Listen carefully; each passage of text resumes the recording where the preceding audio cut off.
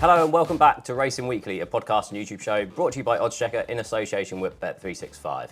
I'm Steve Ryder, once again standing in for Rishi in the host chair. Thankfully though, the snooker has now finished, so he'll be back as normal next week. It's my great pleasure to have Richard back on the show. Been on a few times now. Yeah, a veteran. Exactly. Veteran. And making his Racing Weekly debut, Gary O'Brien. It is a debut, yeah, very well. Thanks, Steve. Excellent.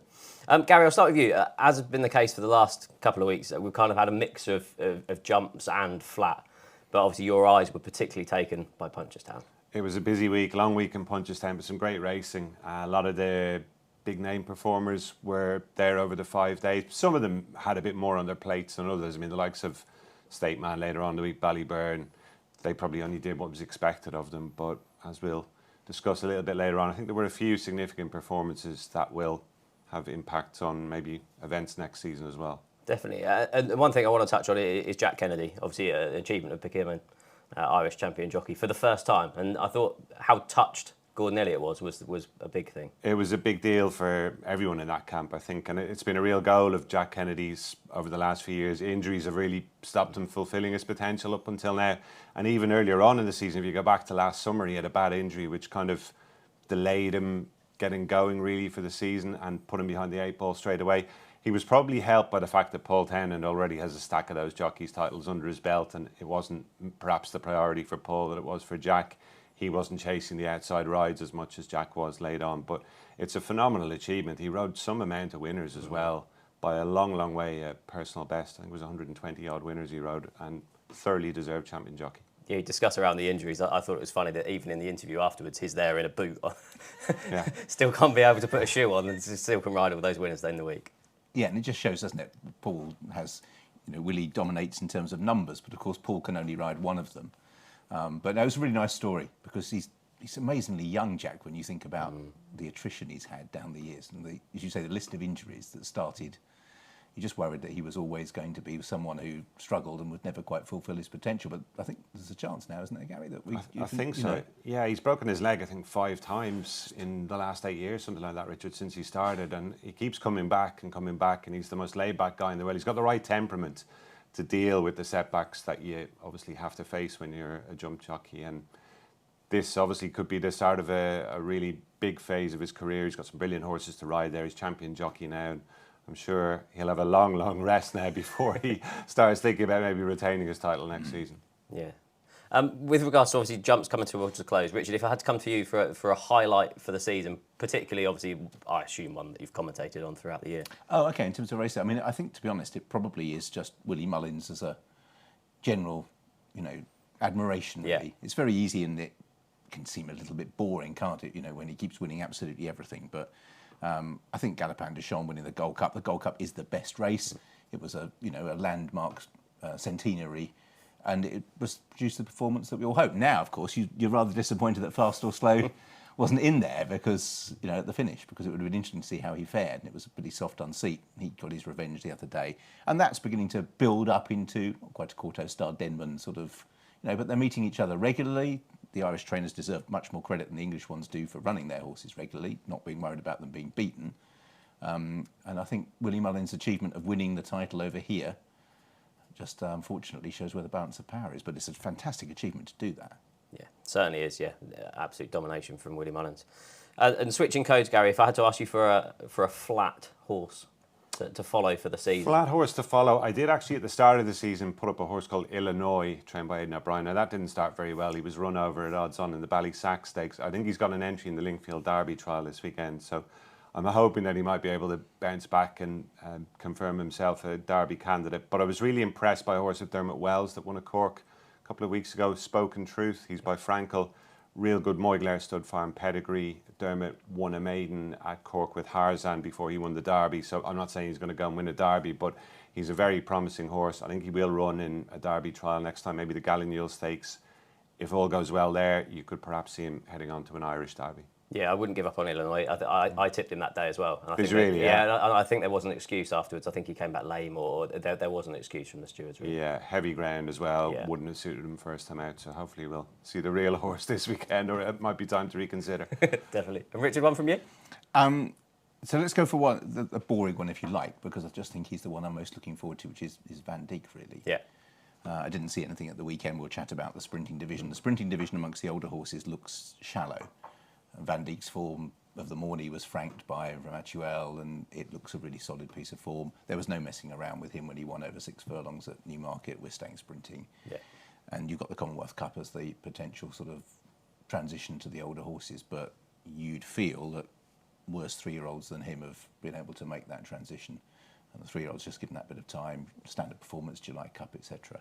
I think he's probably the horse that I'm most looking forward to seeing. Of those we've seen so far, a bit like Gary, just one that caught my eye was Mountain Breeze, who we're going to chat briefly about a little bit later on. He won a 2-year-old race. He's related to Pinatubo, and I would imagine, it might be the Albany for her, so she.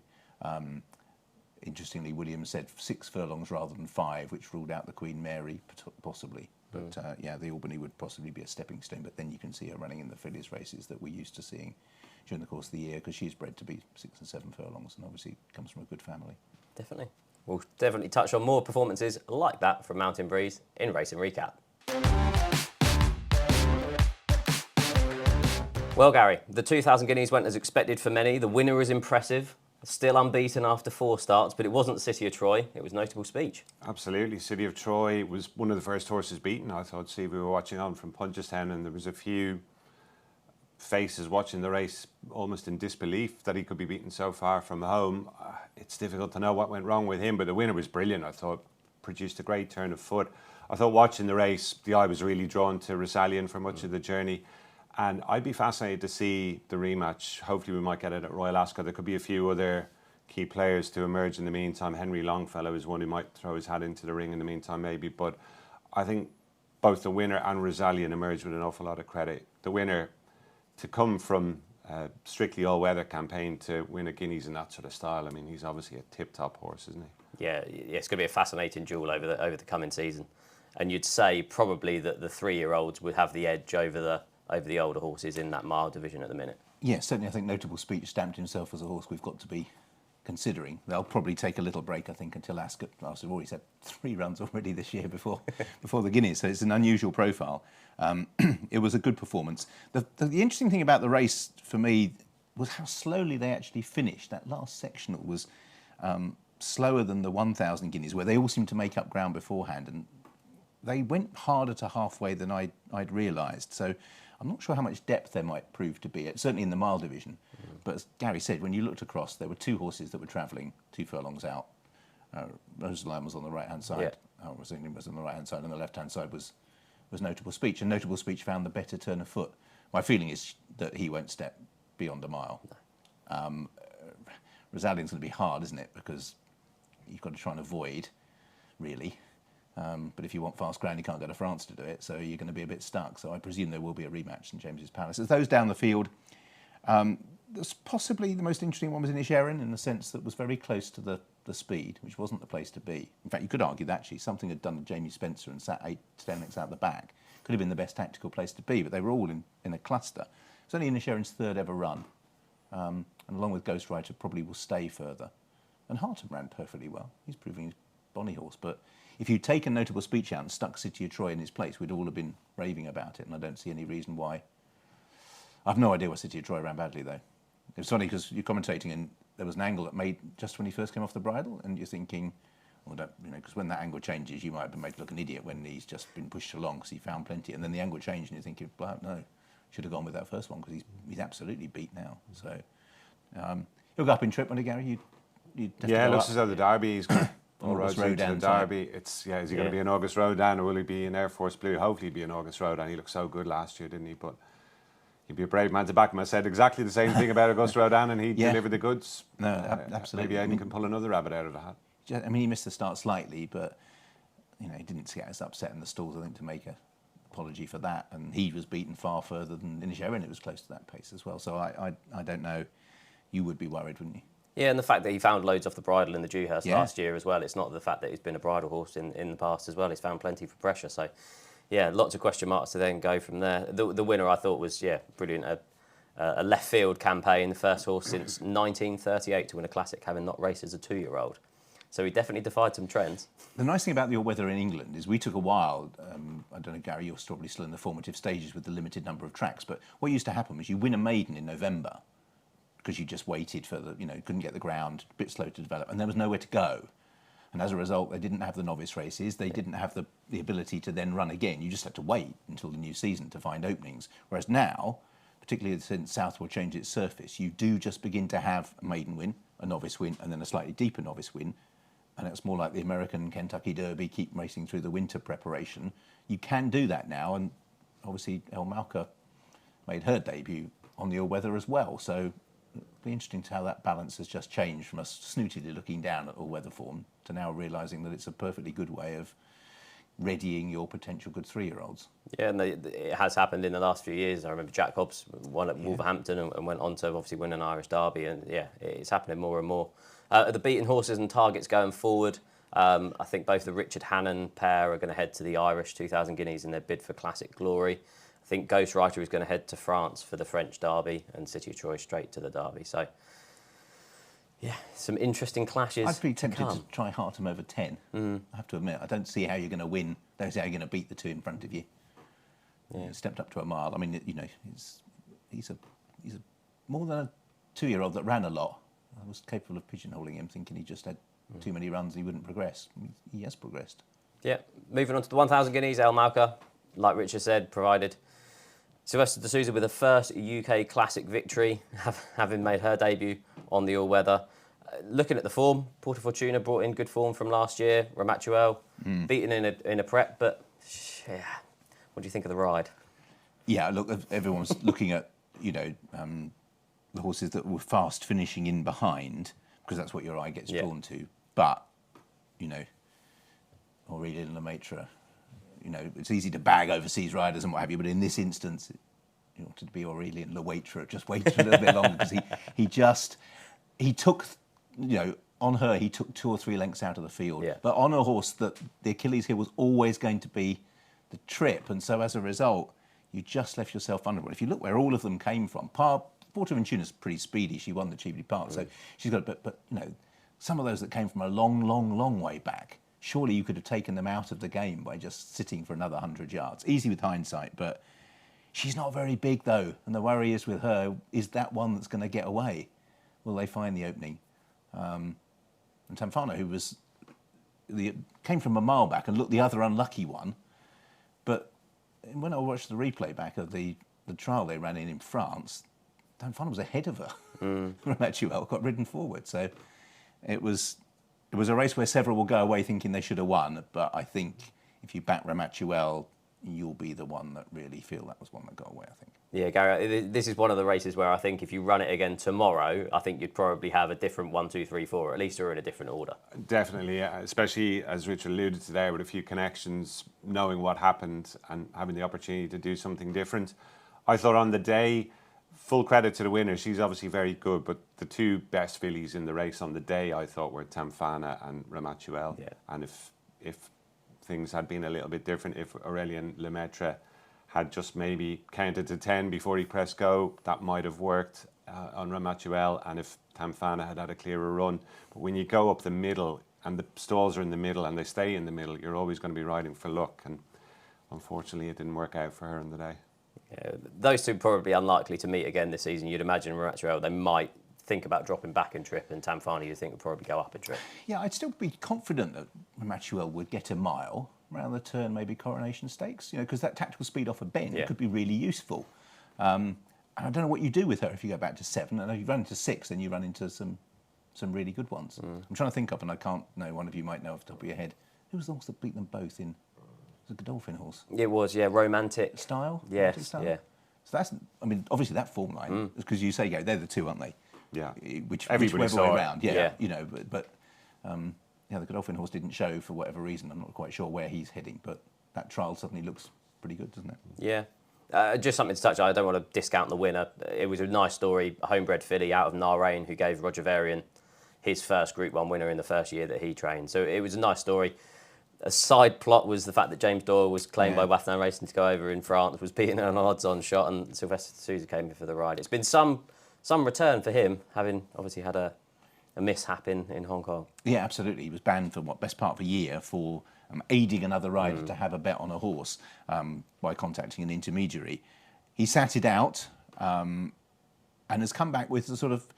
It'll be interesting to see how much grassroots support and from whom he gets, because we're a little bit used to somebody like William Buick now winning the title, when you've got Godolphin behind you, Harry Cobden winning it, and you've got Nichols behind you. But in the old days, if you put yourself around a lot, and he will, Shelley Dwyer's very, very good at going back to his old agent.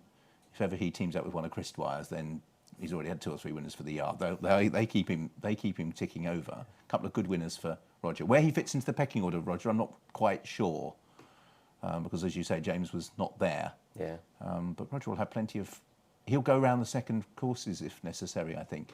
Yeah. And if he teams up with Johnston or something, Yeah, rode Charon a couple of times and had some big notable wins on there as well. I think the thing with Sylvester de Sousa's title bid, when he was winning it, he was doing the whole, you'd ride here in the afternoon and there in the evening. That's now obviously come to an end. So that's where the likes of Oisin Murphy and William Buick and Ross O'Ryan, I think, will probably just pip him. It'll be interesting. I mean, where he bases himself, if he goes to the north, then there's plenty of easy pickings there if you're with the right stables. But I'm not sure who his main powerhouse is going to be. No. Elsewhere at Newmarket, we had the Palace House Stakes. I thought 7 Questions was a worthy winner, despite an SP of 33-1. Beat last year's winner, Vadream, by a head. Obviously a quirky horse. I really enjoyed the interview with Callum Shepherd and George Scott afterwards. They said that even though they're only half a mile away, they took him over and he stayed on the course because he's not very good at travelling. And some of these best sprinters are quite quirky, aren't they? That whole race was actually fascinating because, Twilight Calls is another one who just needs producing late. She got badly outpaced, flies up the hill. You think she's unlucky. You think Mitbahi wants 6. My overriding feature was first 7 were covered by a length and a quarter. They're not going to play hands in the leading sprints. No disrespect to any of them. If it comes up a bog, Vadream ran well on ground. That's probably fast enough for her. But that division is very open, and hence the reason that I think it's at the mercy of Van Dijk to dominate when those generations meet later on in the season. Yeah. Gary, I'll come to you for kind of anything else from the flat for the past week. We've obviously had the Dahlia Stakes. We had the Ascot card where Coltrane and Jasur both won, and then Whistle Jacket obviously was really impressive at the Curragh. Anything else that really took your eye? Yeah, I actually thought the winner maybe didn't get the credit she deserved in that Dahlia Stakes. A lot of the focus was on running Lion and running around in the closing stages, but now I know a jockey will always come in and say, I had her covered all the way, but that's what David Egan apparently said to Hughie Morrison after the race. And do you know what? I watched it back and I can actually see where he's coming from. I don't think he'd asked for everything before Running Lion started wandering. So I'd put that down as a good effort from Stay Alert. She had that heartbreaking defeat in the Pretty Polly at the Curragh last season, so we might see her back there to try again. Mountain Breeze impressed me. That was another one that impressed me at Newmarket. Well touted, won really well. And as you touched on there, Steve, at the Curragh yesterday, Whistle Jacket was very good. I thought he really relished the drop down to 5. He showed a lot of speed on his debut. The horse of Joseph O'Brien's who beat him that day, Coward of the County, very well regarded. So he's paid him a compliment as well. As you pointed out before we started, nice filly of Jessica Harrington's 2-year-old took the opening race. I think she might have Royal Ascot claims as well. And the big race, the Group 2, the Mooresbridge Stakes, it was a messy contest. It did turn into a sprint. But White Birch, again, did everything that was asked of him. And that's twice now in a row this season. He's put in a really uncomplicated performance. Last season, he looked a bit quirky, let's be honest about it. But he's behaved very well this time. There was a delay to the start as well because Max Sux was taken down really steadily. They went off a couple of minutes late. He didn't turn a hair. He went into the stalls fine. And he was given a no-nonsense ride and won really well. So he's going to either go for the Tattersalls Gold Cup or the Coronation Cup next time. And he won't be one to take lightly, I think, wherever he goes. No, he's completely changed my opinion. Thinking at the start of the seal, I thought he'd be going up in trip further than 1.5 miles as opposed to dropping down. And like you said, a slowly run race further cements how impressive that performance probably was. Absolutely. And Colin Keane, in fairness, gave him a really sensible ride. Didn't let Ryan Moore on the front runner get too far away from him. The others maybe were riding for a turn of foot, hoping for a stronger gallop up front. It didn't happen, but I think White Birch, as I say, is really in a good place right now. Hopefully he can build on that. Yeah. Richard, you touched on Mountain Breeze, obviously an impressive winner. Anything else that took your eye? Yeah, I like the Mountain Breeze form. The 2-year-old form is just beginning to come together slightly. So I mentioned also it didn't run in terms of Hawaiian because that Newbury form begun to look solid. So far, we haven't had as many good 2-year-olds that we've seen. Some of those early forms, including the Newmarket race that's run at the Craven, which is normally a good one, hasn't quite worked out as you liked, but yeah, Mountain Breeze looked very good. Second horse is reasonable as well. Hawaiian's form was franked. and a horse called Barrack that won earlier on in the season at Musselburgh of Kevin Ryan's, I think, would also be heading to Ascot. It comes plenty early enough for a few of them, but certainly check out the Hawaiian form. I think it was franked sort of twice with the 2 winners and a second over the course of the weekend, and Hawaiian had reportedly beaten a bunch of Richard Hannon 2-year-olds in a pre-season workout at Kempton, so already had a little bit of a reputation, but that's beginning to look justified. Yeah, and a few market movers. Coltrane beat Chorister in the Sagaro Stakes, now 16-1 for the Ascot Gold Cup with Bet365. Jassur, impressive winner in the Commonwealth Cup trial at Ascot, now 16-1 for the Commonwealth Cup. So he's an interesting horse because his 2 performances have been when he's been dropped right out the back and have settled, and then in between those he's made the running and fired up and run no sort of race at all. So that's definitely the way to ride him. Just a question of whether or not you can always ride him that way. I think both of those have been under Jim Crowley as well. So whether he has a ride in the race and is claimed by Shadwell and they have to go to elsewhere, that's also something to bear in mind going forward. We'll then switch codes to Punchestown. Gary, I'll come to you first. Champion Novice Hurdle was the first kind of big race of the Punchestown Festival that I saw. Mystical Power beat Firefox and Slade Steel. It was kind of a changing complexions approaching the last hurdle. That's it, and you have to take a hat off to the winner, Mystical Power. How far has he come in the space of a year? Around this time last year, I think it was this very day, he made his debut in a bumper at Ballyburn after the Punchestown Festival had finished, and the vibes around him were that, yeah, he's very well bred, he's by Galileo out of Andy Power, he's not a bad horse, but by no means a star, and look where he is now. Yeah. He's had a triumphant campaign, just came up a little bit short at Cheltenham. I think the sectional showed that he ran a big race that day, did a fair bit of running to get into contention, and Slade Steel just had that maybe a little bit extra close home. Comprehensively reversed it, as you say, at Punchestown, Stephen. I suppose in hindsight it was a real vote of confidence that they were prepared to go to the well with him once again. The JP McManus horses, a lot of the ones that they rolled the dice with that have had on the face of things pretty arduous seasons, they came up trumps. Spillans Tower was another one later on in the week, and it was a really good performance. Whether he can make the step up to be a champion hurdle horse, I don't know, but I was really impressed by him on the day. Yeah, it's 14-1 with Bet365 for the champion hurdle. It's going to be a fascinating market next year, isn't it? You had State Man and Lossiemouth both win as expected later on in the week, but are you expecting him to take that step up into open company? Yes, I think he's going to stay in that bracket, which is the question mark, I think, for probably a couple of the others, most notably Firefox, who price for the Arkle I did look up immediately after because he just really impressed me when I saw him at Aintree. I hadn't seen him before, I hadn't noticed him at Cheltenham with so much going on, but he's a real big physical specimen. I wonder, would they go a bit further with him? Do you think so? Yeah, I know he did disappoint in that Lawler's race at Naas, which was 2.5, but I just don't think he ran his race that day, and everything he's done since then would tell me that was the case, because he's a better horse than the ones that dominated the finish that day, Il Atlantique and Reading Tommy Wrong, and what we know now. I just think he's positively ridden over 2 miles, always seems to be staying on. I wouldn't be surprised if they tried him a bit further. And the other interesting point about that, which I thought of when I was looking at the prices, is some of the anti-post markets, of course. We're not 100% certain you'll have that option next year as a novice. Of course. There is the possibility, betting on a race that might be there. Yes, I mean, that is race that's been diluted, isn't it, to sort of 2 or 3 runners, and there's going to be a review, and that must come into focus, I would have thought, for the novices at least. So I wonder if you will have that option of going 2.5. You probably wouldn't go 3, but it'll be interesting to see whether that's part of the review. But Mystical Power, he's a bit deceptive, isn't he? Because he goes and wins his race, and then the others fight back, and you think, oh, if they'd gone a bit earlier, but no, I don't think so. But adding Constitution Hill, Segino, will he go straight over fences? But you could have Constitution Hill, Lossiemouth, State Man, Ballyburn, will he stay over further? Segino, Mystical Power, they're all plausible lineups in the Champion Hurdle next year. Yeah, we'll touch on Ballyburn a bit later around his performance. The next race I want to talk around is the Champion Chase. Banbridge staying on well at the finish, beat Captain Guinness by a neck in first-time cheek pieces. I thought they really helped him, but the key to him, obviously, is the ground, Richard.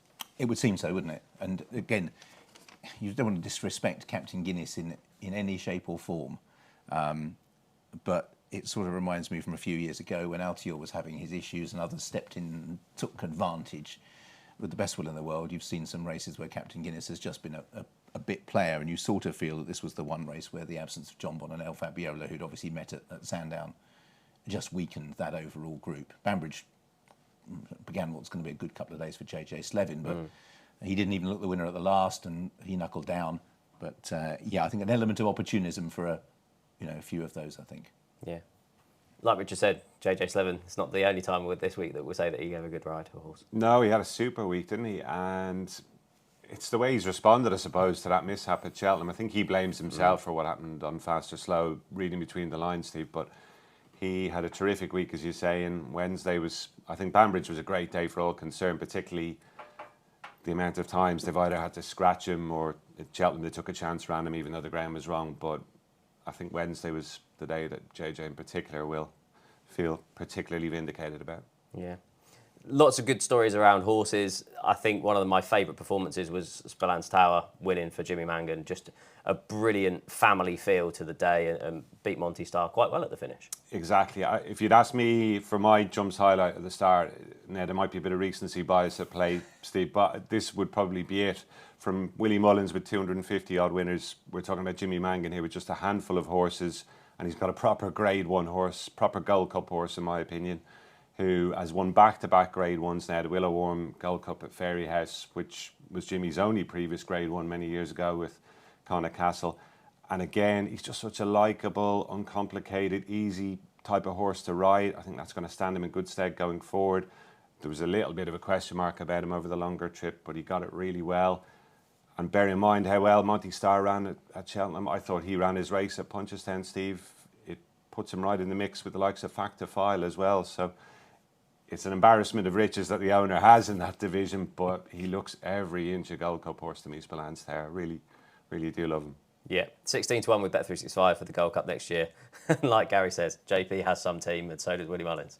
Yeah, and think that you mentioned Factor File because I went to look at the prices there and was surprised to see how short Factor File is in terms of in relation to the likes of Galopin de Chon and Fast or Slow. So yeah, fair play to the Mangans. Jane is on the podcast with me for ITV, and I couldn't remember the horse's name after it won its first Grade 1. So I will never forget Spillane Tower. She's quite anxious to say that 2.5 would be no problem, and all the way up to the Gold Cup trip. But it is a great story. We're just lacking. Well, you're probably lacking even more actually, Gary, than we are over here in terms of those stories outside the big two or the big three or four. That's it. And like it's so different to how it used to be. Growing up, you obviously had stories like the Noli, the Bows with Limestone Lad and Solarina, and it just doesn't happen on that level anymore. But here's a small outfit who've shown that they can come up with the goods if they have the raw material. And Tom Gibney in the Irish National as well with Intense Raffles. So 2 good examples there lately. Yeah. Back to Willie Mullins' domination. The next one I want to touch on it is Dancing City. He's been some horse this year. Won at the Dublin Race Festival, obviously finished 3rd at Cheltenham and then wins at Aintree and at Punchestown. Some horse. Yeah, absolutely. And again, I think I put him and Il Était Temps almost in the same bracket in terms of the sense they're not particularly sexy horses in terms of getting your pulse racing, but if you own them, you've had an infinitely better season than, obviously, like Constitution Hill, it all went pear-shaped, but you've won your share of Grade 1 races, you've turned up, you've had a fantastic season, and there was no fluke about any of those wins, really. And Il Était Temps may come on to a similar sort of idea of horses that are just tough, take their racing well, and just seem to be able to perform. So, yeah, fair play. So another good performance. That division is Teahupoo's to lose, if you like, as we sit here at the moment, whether Dancing City can make that transfer up, whether they'll keep him over hurdles. I genuinely don't know. Gary might have slightly more idea. I'd be fairly certain he'd go novice chasing, wouldn't you? I would imagine so, yes, but he's definitely got options, no question about that. And it really is an arduous schedule because we're talking about a staying novice hurdler here as well. He's been to the Dublin Racing Festival, Cheltenham, Aintree, Punchestown. He's run his race pretty much every time. Even the Cheltenham race got away from him a bit, didn't it, with the 2 up top battling out the And that's finish. renowned, that Cheltenham race is renowned as being, a bit of a grueler. Yeah, you don't normally bounce back from that quite. I know it was more steadily run this time around, but even so, it's a long way for a novice. He's covered some miles for a novice hurdler. And he's come a long way from being beaten at 5s on his debut in a bumper as well. Amazing looking back. One of the best races, I think, of the week at Punchestown was the Punchestown Gold Cup. Fast or Slow retaining his crown, beating Galopin de Chon by 1.25 lengths. Like we've said previously, that Gold Cup next year is really looking to be some race. And it was a shame, obviously, what happened with Fast or Slow. But the performance itself, I thought Fast or Slow, and particularly JJ Slevin's ride, was very good. Yeah, I thought he bossed the race from a very early stage, Steve. It's been a great rivalry these two have got going now. So it's 3-3 over the piece in their 6 meetings. But the early stages were fascinating to watch. Galopin de Chon went forward initially and was in front of Fast or Slow, but after a couple of fences, Fast or Slow had gone ahead of him. And I went back to the Irish Gold Cup at Leopardstown. The big takeaway that day, Fast or Slow out-jumped Galopin Des Champs for much of that race, but they didn't take advantage of it. They kept reining him back. Everything about that screamed to me, yeah, we'd love to win today, but this is a prep run for the Cheltenham Gold Cup. Whereas at Punchestown, last run of the season, all the cards on the table, they put it all out there and they took full advantage of his jumping. And he put Galopin Des Champs under pressure, I thought, from a really early stage. The race IQ data backs it up. His jumping, he took lengths out of Galopin Des Champs on the way around. Galopin Des Champs he's kind of an efficient jumper. I think his style has changed by trying to train him to be a Gold Cup horse. The flamboyance he had when he was a novice, it's not really there anymore. So he's a different kind of article now. Whereas Fast or Slow really is a flamboyant jumper at times. And I genuinely thought he had that race by the scruff of the neck pretty much throughout. There wasn't really a moment I thought he wasn't going to win. No, they're talking about the King George for him, and that would be the perfect race for him. Yeah, I think so. I'd love to see him in the King George. I think whether the element was on tactical speed, he seems to have it in abundance. I don't think you'll get Galopin Des Champs going anywhere near Kempton over Christmas. He'll be taking his normal route. But at the moment, that sort of pendulum swings slightly when you get to Cheltenham. Although now, of course, you're really ruining the fact that Fast or Slow wasn't. Has he missed his chance? That's the thing with all these good novices coming through now for next season. Yeah, because and the other one we haven't mentioned at all, of course, because everything went pear-shaped, but Il est Français as well. You know, the performance in... If Il est Français was to meet Fast or Slow in the King George, that could add a whole different dimension to the staying chase division. Certainly in this country, that would be fascinating to see. If I could just run through the market now as we're on it, just for the Gold Cup, Galopin Des Champs at 3-1 with Bet365, Fact to File 4-1, Fast or Slow 8-1, Jerry Column 12-1. I know the way you're thinking, 12-1. Grey Dawn in 16-1, Splans Tower 16-1. Maximus and Corbett's Cross both 16-1. Yeah, it's just I know we do this every year, and we shouldn't because of injuries and such like. But it could be some Gold Cup. It really could. I mean, if they all get there, that's the big if. You don't know what's going to happen between now and then. But reading out those prices there, listening to you, Steve, I actually think Fast or Slow is underestimated at 8-1, and the other one I think potentially maybe because he is from a small yard, I think Splans Tower has maybe been a touch overlooked at 16s too. Yeah, Splans Tower I think would be the type to progress throughout the whole season. You'll get you could see him being beaten a couple of times early on in the year, but peaking towards Cheltenham. Yeah, that's what happened this time around, isn't it? He was a little bit of a slow burner. Yeah. Started him off over shorter trips, and he's really blossomed, and I think he'll continue to improve. Definitely.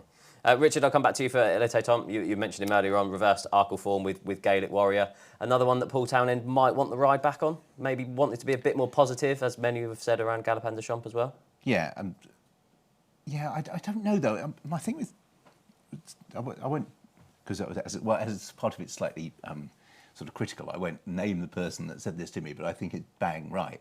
Is that I think Gaelic Warrior is almost like a big horse, but may just have a little bit of a small heart, in the sense when things would go wrong, he checks out rather quickly, whereas Elite Tom is a little horse with an extremely big heart, because even though he looks as if he's going to get the step ladder out to climb over the fences at times, and Cheltenham's undulations seem to make it harder for him, in a finish, he is just tough as old nails. And you thought he was on the back foot for a while, and then going to the last, I'm thinking, oh, no, I'd want to be on now if this comes to a fight. And that's exactly how it unfolded. Elite Tom found plenty, and Gaelic Warrior didn't find as much as might expected. He's an interesting horse, Gaelic Warrior, because he's reinvented himself, he's dropped in trip, he's done this, that and the other. But when the chips are down, rather than looking really impressive, even though, Fact to File, wasn't it, in the match, you know, he pushed him out of his comfort zone, but as soon as he was out of his comfort zone, and he didn't finish, he checked out rather tamely, and that's my slight concern with him. But I love Elite Tom. He's never going to make it into a Gold Cup horse or anything else. Sorry, you know, in terms of a Queen Mother horse, I don't think at the Cheltenham Festival, because I don't think the undulations really help a horse of his stature. But gosh, you'd like him in the trenches, I think. Of course you would. Yeah, definitely. Yeah. Again, just like Dancing City, yeah. Dublin Racing Festival, Cheltenham, Aintree, Punchestown. Just something about Cheltenham, it might be the undulations, but he's underperformed there 3 times. Yeah, it probably isn't his ideal track, but I think maybe circumstances as well, Steve. At Cheltenham, it was a much more truly run race, and I think that's where maybe Paul Townend and the Gaelic Warrior camp might have some regrets, because his jumping was put under pressure at Cheltenham. He made 2 terrible mistakes, took off early at one of the ditches, I think, landed in a heap, and just at the time when the race is building as well. So to actually come back from those and run on to finish 3rd, as Richard said, he's such a tough cookie. I love him as well. I think he's a real unheralded horse, But I think maybe if Gaelic Warrior had gone a bit quicker and put his jumping under pressure, I mean, the 100-to-1 shot was right on their heels at the third last. It was a very steadily run affair. Mark Walsh on the leader kind of dropped the anchor. I think Elete Tom's jumping could have been put under more pressure. And as Richard said, when he was there, in there pitching in between the final two, you know he wasn't going to go away. Yeah, such an underrated horse. I look back at State Man has won 4 Grade 1s this season, and then for Willie Mullins, Elite Tomp is then behind him on 3.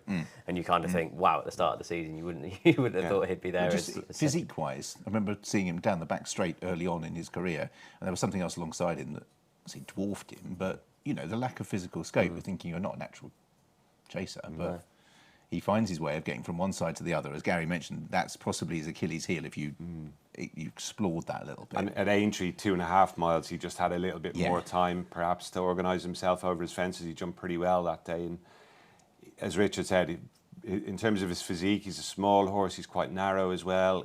He wouldn't pick him out of a lineup by any means, but he's got a terrific will to win. And he also settles much better now than he used to. He was a real tearaway. I backed him in the Triumph Hurdle as a 4-year-old, and it was all over after about 2 or 3 hurdles. He was absolutely pulling Danny Mullins' arms out and did well. I think he finished 4th in the end, which was still a sign that he's got real ability and he has the will to win to go with it. Yep. A will to win is definitely what Tiupu has.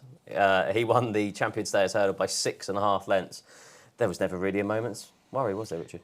No, I suppose the only worry going into it was whether he needed to be fresh, because that had always been put forward as to why he'd bombed out at Cheltenham the year before. Bombed out's a bit excessive, but it looked to be his to win at Cheltenham 12 months ago.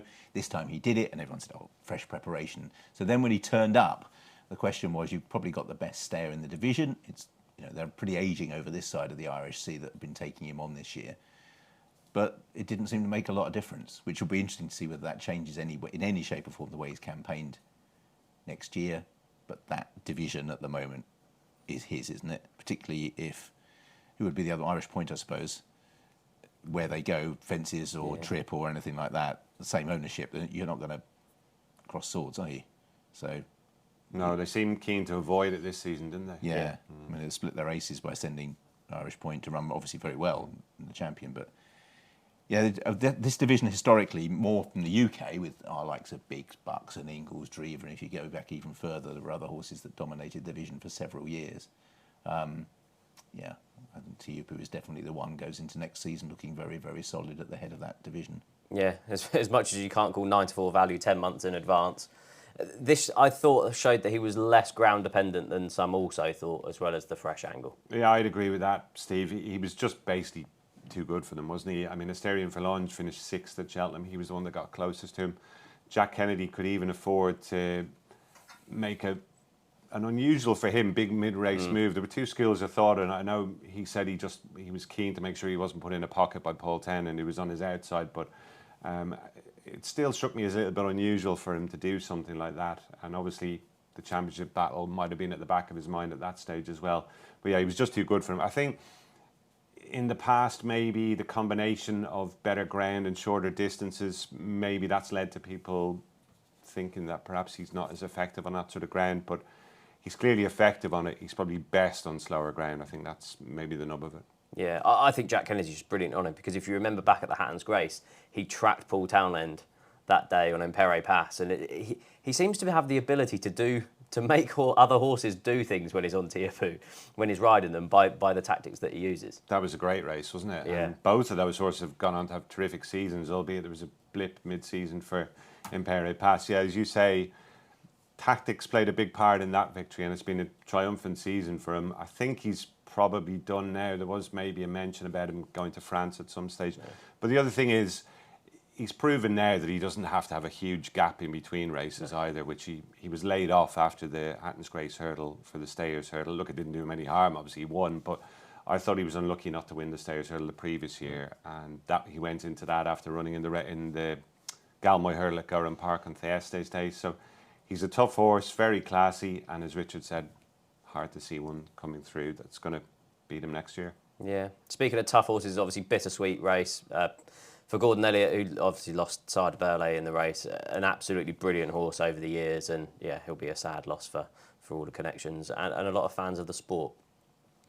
We'll then move on to the Boodles champion hurdle. State man beat an Irish point by a couple of lengths. 10th Grade 1 victory, Richard. He's just brilliant, isn't he? Just turns up and gets it done. Yep, absolutely.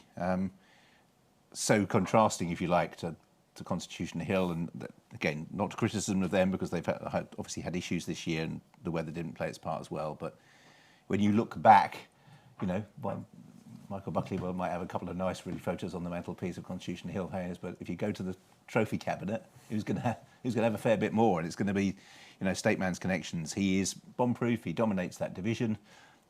Maybe he wasn't quite as impressive this time around, but he just is solid, and you're going to go with him. He's going to stay at the head of that division, maybe facing some challenges from the horses we were discussing earlier, like Mystical Power and maybe Lossy Mouth. Would they clash prior to Cheltenham?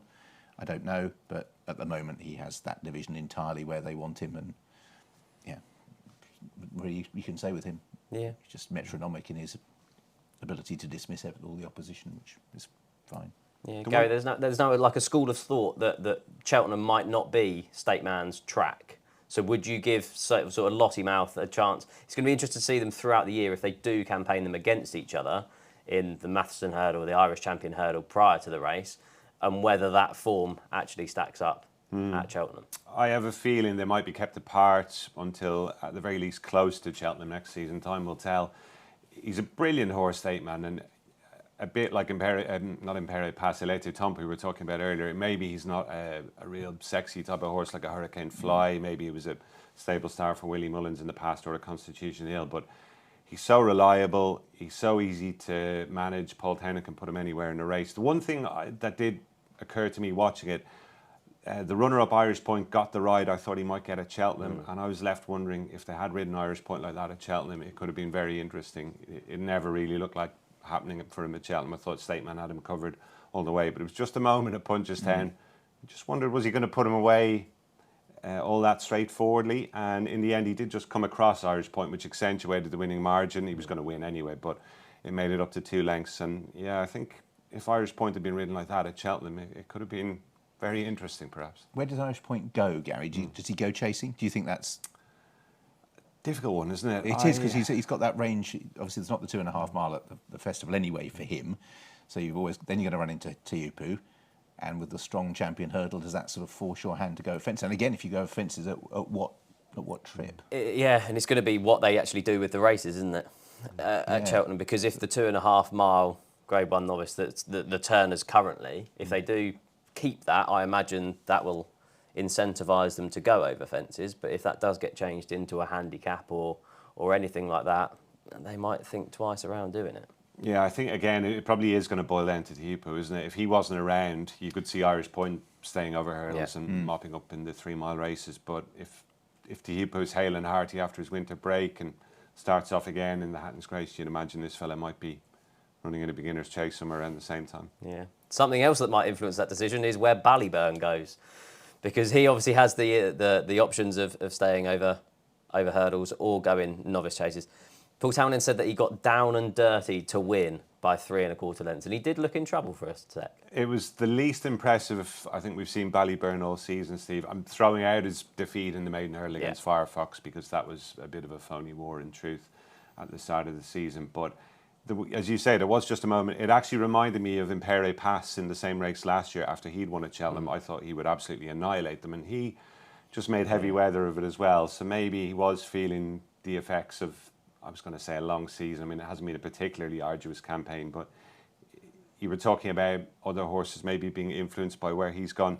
That's been one of the themes, hasn't it? Slade Steele, basically his connections avoided him at Cheltenham and they won the Supreme. This race, I think quite a few people avoided him again. He went off 5 to 1 on. I suppose when you're that sort of price, you're on a hiding to nothing. He got it done, but yeah, he did probably win ugly in the end. Do I think any less of him as a horse? No, definitely not. He's still one of the most exciting around, I think.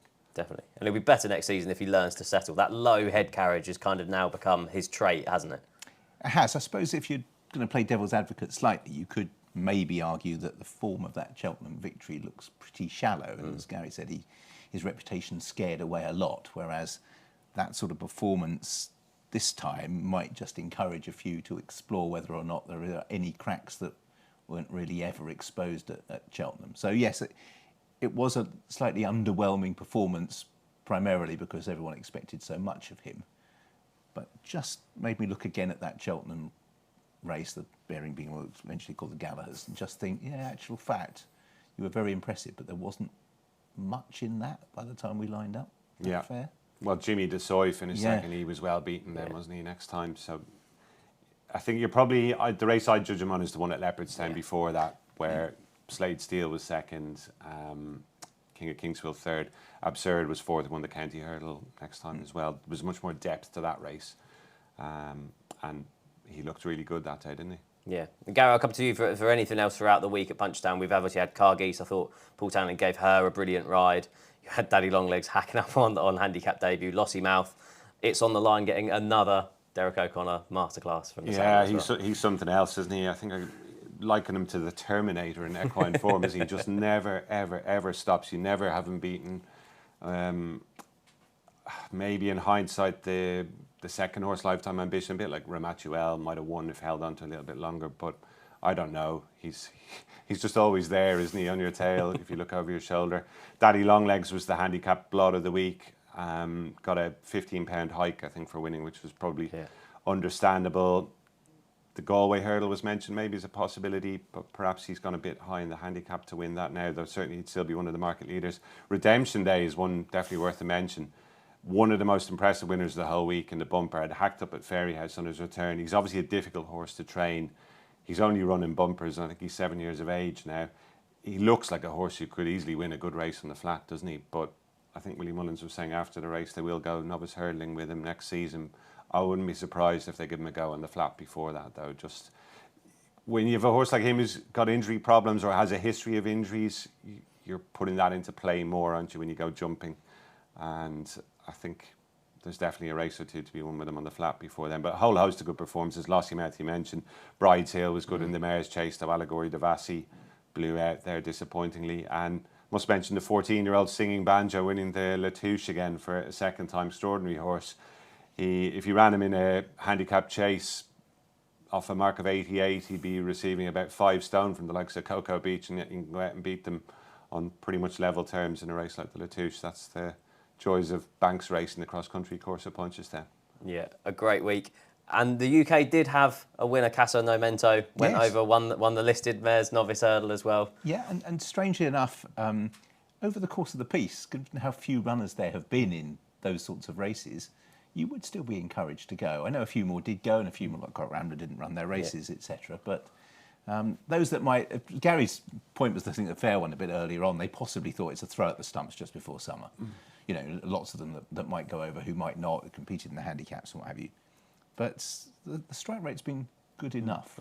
One of the big success stories of the week, actually, Tom Lacey had the first and the third in the Full Circle Series final on the Tuesday, which is an 80 grand race for horses rated 130 or less. And I think they had 5 or 6 qualifiers over here, the same in Ireland, and the British trained horses dominated. The winner absolutely hacked up, and Tom Lacey had the third horse as well. I think there were 7 British trained runners in that, so hopefully we'll have...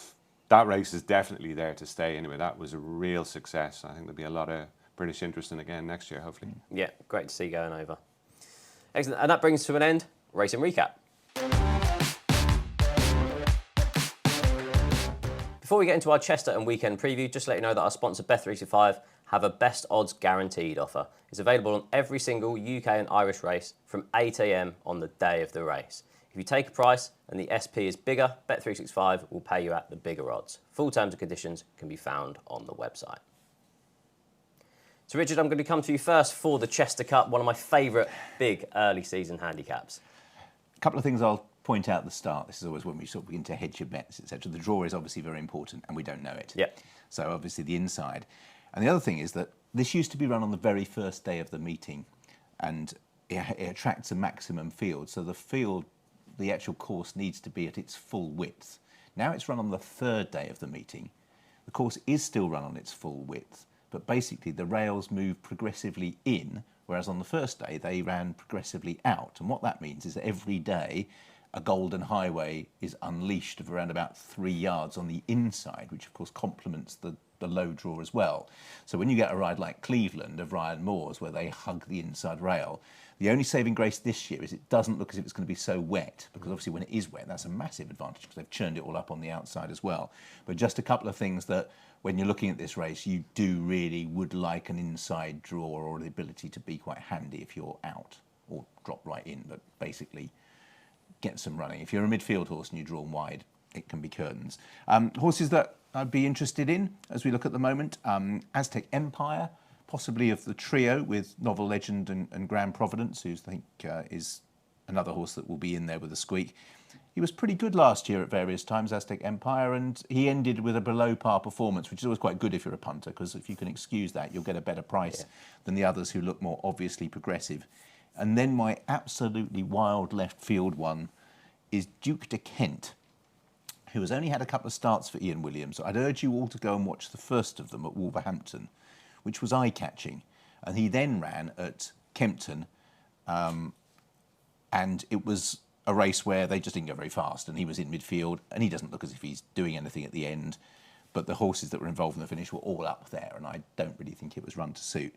Ian Williams, who could be mob-handed in this, he's got a couple of others as well. This is a race he targets a little bit, partly in the old days because of Marwan Kukash and having horses with him.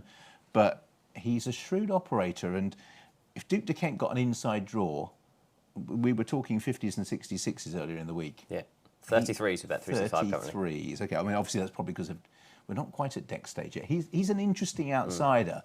He's just the one that could just leave that form behind because his form overseas was okay. Okay. Yeah. Anything for you, Gary? Just looking down through it there, Steve, 4 potential Irish runners. I think the rest of them are too low probably to make the cut, but to me, and they include a former winner, Falcon 8, you couldn't rule him out, but to me the most interesting is definitely the Shunter. Now he's a horse, as we know, for the big day. He has been off the track for a while now, had that great win in the Cesaro. It's only £6 higher. It doesn't make much sense. He's 11 years of age, and I think he's only having a 7th run on the flat if they do take him here. But there are only so many of these big flat handicaps that you can target in a season. So you've got the Cesarewitch at the end, this race, and maybe Royal Ascot, something like that. He has won at Sligo, which he won a maiden there, which is a real sharp track, albeit in the other direction in Ireland, over 1.5 miles. So for an 11-year-old with a jumper's pedigree and a jumper's back catalogue, it's unusual, but he shouldn't have any problem lying up around Chester. Yes, you'd love to see him get a good draw, as Richard alluded to there, but I thought I'm very, very interested to see how he gets on if they do let him go. Yeah, and he's currently a 12-1 shot with Bet365 then for the Chester Cup. We'll then move to Ascot on Saturday and the Victoria Cup. Richard, I'll come back to you. Mostabshire currently heads the market at 7-1, but it's 10-1 bar. Yeah, there's plenty of familiar horses in here, aren't there? Yeah. The 2 that initially caught my eye were Hickory, who's run well in big field handicaps in the past there. He looked as if he might be a little bit tricky initially in his early career, but it'd be hard to knock what he's done in his last 3 or 4 runs. He was second in the International in a big field, and that puts him right in the mix.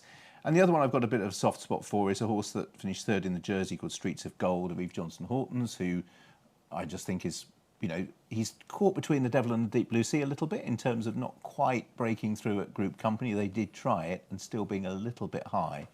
But he's a talented horse, and because he hasn't been easy to place, his form figures possibly don't look quite as good as the horse that he is. He's been a bit unlucky not to win more races, I think, after a string of victories that catapulted him up in grade. Since then, it's just been a little bit tougher, but I wouldn't rule him out completely. You get paid handsomely at 16-1 with Bet365 currently. Gary, any fancies for you in the Victoria Cup? I thought that was a little bit too difficult for me, Steve, to be honest. The big kind of equivalent race in Ireland this weekend, 7 furlong handicap at Cork on Friday. I think a filly worth keeping an eye on there, trained by Dermot Weld, called Kehana. She was 3rd in the big handicap at Leopardstown on Irish Champions Weekend, or Irish Champions Festival Weekend, I think as it's known now. The winner that day, a horse of Aidan O'Brien's called Broadhurst, who I think has gone abroad now since then, absolutely flew home from the back of the field to win, but she ran really well to finish 3rd. Hasn't run since then. I think she's a filly who can make a mark at listed level and maybe even a bit higher further down the line, but she runs off the same rating at Cork on Friday. I don't think there'll be anything perhaps as unexposed as Broadhurst waiting in the wings to mug her this time. I had a wry smile. She's one that's in my tracker. Really? Okay. so yeah, Great minds think alike, hopefully. I'll get that notification through tomorrow when she's declared, hopefully. Richard, for you, anything else kind of at Chester in any of the trials that's taken your fancy? Yeah, I mean, the trials are interesting at Chester because Aidan O'Brien's done an awful lot to rejuvenate this meeting, and you look at the horses that tend to run in these trials and they're very much unexposed, so it's quite difficult, I think, to say yes, that's the one. Illinois, we were mentioning earlier, is potentially one of his travelling, battling horses. So that, plus I suppose generally we should just how Aidan gets on in the week. Would that be beginning to be a little bit of a story? I mean, historically, he didn't run very well in April ever, but Ylang Lang ran okay, but obviously City of Troy didn't. Been a few defeats in Ireland as well. You'd like to see him win one or two of the trials, wouldn't you? I think over the next few days, it'd be unusual if he didn't have a bit of success at Chester or Lingfield later on in the week. We've got the Derby trial at Leopardstown at the weekend as well, so he'll be moving the pieces around the chessboard over the next few days. Who goes where? We obviously have the lineup for the Chester Vase.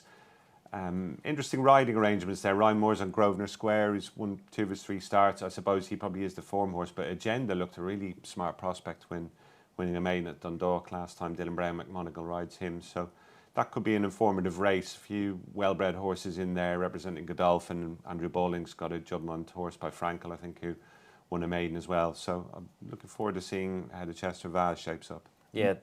I was going to say, I mean, other races, not so much Derby trial, but the Huxley Stakes, Isra, he's becoming a little bit of a tricky horse to catch right, Isra, but he didn't always find a lot. They stuck the blinkers on him, and I was surprised how much use they made of him last time. He was there to be shot at, and he got run down.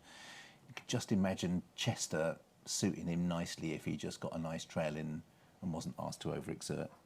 So yeah, that's in the Huxley if he takes his chance a little bit later on in the week. Yeah, go back to the Chester Vase. That I was really taken by Hidden Law. It takes a big performance for me to go wow, but that win that he had at Newbury really did kind of enforce him as a wow performance for me. Cadogan Place is the Juddmonte horse, beat Hidden Law on their debut at Southall. Further all weather form. I know, it's amazing, isn't it? But yeah, then went on to win by 5.5 lengths. He's really well bred. Dubari out of Secret Jester, who finished second in the Oaks. And yeah, I don't think there should be too much discrepancy in the price between him and Grosvenor Square, with those slight question marks around the Aidan O'Brien stable form, probably on their first runs of the season. So yeah, I thought Hidden Law was quite interested in the Chester Vase. Yeah, I mean, Aidan's approach to this meeting is generally quite interesting as well, in the sense that I presume he feels that they learn a fair amount by the configuration of the track in terms of what's going to be handy, you know, in terms of nice and nippy and a bit of tactical speed. But also because I do remember him saying that he likes to fly the good ones before any classic aspirations. And as Gary's mentioned quite often, the horses that run here are ones we haven't seen in this country yet. And so bringing over a sort of semi-battalion means that if one of them steps forward, you've ticked that travel box before you get to Epsom, which I know is, he sends the good ones to France at the end of the 2-year-old careers, doesn't he? Just to get that flight into them and that travel. So I think Chester serves a bit of a purpose for that, and Lingfield as well, because they tend to come over for the week, don't we? Get a job lot, although they undoubtedly will fly in and out, knowing the way they tend to operate. But yeah, it's US Army Ranger, wasn't it, that stepped forward a lot from what it achieved. Yes, there've been a couple of interesting interesting races down the years with horses that had good talking horses. I'm trying to remember. Port Nelson was the... Port Douglas. Port Douglas. Port Douglas, that's right. Under Heffernan, wasn't it? They're the interesting ride. Sometimes when you're high up, you know, you're looking down, and Chester, you are high up, and you are looking down. The sense of urgency is more easily identified than it possibly be at ground level. And I think those two had probably worked together a lot at home, and one had probably spanked the other one so consistently that that's what everyone expected to happen, but it didn't quite. Neither actually turned out to be fantastic, did they? But just one more to note in the 150 on Friday, the Earl Grosvenor handicap. I thought Revich was quite interesting. Won the race last year off a mark of 92. That's a very good shout. Finished third in the race the year before off 95 and is now back down to 95. Jim Crowley just gets on so well with him and he's already jocked up. So obviously there's no prices at this current point, but yeah, I thought Revich was interested on Friday. Yeah, that's a good note. We always talk about targets, and often we're looking at the best races, aren't we? But if you can find a horse that rocks up in the same race and then spends the rest of the year being brought back down. Yeah, and handles Chester, which Yes. is one of those Yes. courses that I particularly like horse and distance form over. Yes. You're always hostage slightly to the draw, I suppose, but yeah, he won well last year under that profile, so that's a good shout. Before we get into our best bets of the upcoming week, just to let you know of a free-to-play 6 horses challenge. It's available every weekend with prize pools available for 5 and 4 correct predictions, as well as a jackpot for all 6. Terms and conditions apply. Right, Gary, with it being your Racing Weekly debut, I'm going to come to you first for your best bet of the upcoming week. One I would give a mention to at Chester in the Apprentice Handicap, if he turns up, Steve, is a horse called By Your Side, trained by Gordon Elliott. He actually ran in the same race last year and went off favourite, was a little bit unlucky, actually didn't get the best of runs through. Billy Loughnane rode him that day. I see Liam Ryder's jocked up on him this time, but we haven't got the draw for that race, so I'm going to go for another race that we haven't got the final decks for, but Kehana in the 7 furlong handicap, the Mallow handicap at Cork on Friday. I think she's handicapped to win a big prize. Excellent. And Richard, for you? So I'm going to go for a race we have got decks for. I had already backed this horse, so I'm going to stick to my guns. It's Deauville Legend, who is possibly going to be more suited by the ground than a lot of the potential opponents. We've already lost a couple of them. Hamish, I don't know whether Absurd was on the ground, but that wasn't declared. But Arrest is still in there. And I think Arrest is definitely a soft ground horse, so hopefully he will line up and take a little bit of the market on the day. Deauville Legend didn't have the best of times last year, only ran 3 times. But if you go back to obviously the Melbourne Cup form and that season generally, where he was a pretty bomb-proof horse during the course of the year, I think there's enough latent potential there. There's not a great deal of speed. He handles fast ground better than most. So even though my initial angle was based on an anti-post one of some horses not running who aren't, I still think he represents a reasonable selection. So that's Deauville Legend. Yeah, just the revised market with Bet365 has just come out, 7-2. Arrest currently heads the market at 7-4, Point Lonsdale 9-4, but both of those do have question marks coming into the race, don't they? I think so. I mean, Point Lonsdale, he can take plenty of stoking, which will be interesting. Chester, I know he has a, it's not new for him, but yeah, you do want to get into a rhythm at Chester. I think you're constantly being pushed and shoved. At Arrest, I just don't think the ground will suit. No. Obviously, unfortunately, you'll get the Rule 4 now. You've hit the 48-hour decks, etc. But yeah, I think Deauville Legend's a chance. Yeah. And for me, my best bet of the weekend is in the Victoria Cup. I'm hoping that Charlie Fellows can work his magic on Wizard of Eye on his stable debut. He has to be classed as a trainer upgrade from Stanmore. He's been gelded over the winter and for the first time in his career he's dropped below a mark of 100. I'm convinced that they've been running this horse over the wrong trip. He's been campaigned over a mile. He's been so keen in his races. If you look back at the Lockinge, he travels best into that and then weakens later on, having been keen. He did try this trip of 7 furlongs last time, but he has an excuse for that. That was soft ground. 4 and 5-year-olds have won the past 9 renewals of this. So he hit some of the trends. He's actually still entered in the Queen Elizabeth II Jubilee Stakes at Royal Ascot. He's 66-1 for that with Bet365. So he's obviously been working well for his new stable and is currently 16-1 for the Victoria Cup on Saturday. So the Wizard of Eye, for me, is my best bet of the weekend. Thank you very much for joining me on this week's episode of Racing Weekly, brought to you by oddschecker in association with Bet365. Many thanks to both Richard and Gary for joining me on the show. As always, if you've liked what you've watched or heard on this or any of our previous episodes, then please leave us a kind review on Apple Podcasts or in the comment section on YouTube. Rishi will be back next week in this seat and we'll be having a look ahead to the Dante Festival at York and also the Lockinge Stakes. Thank you very much.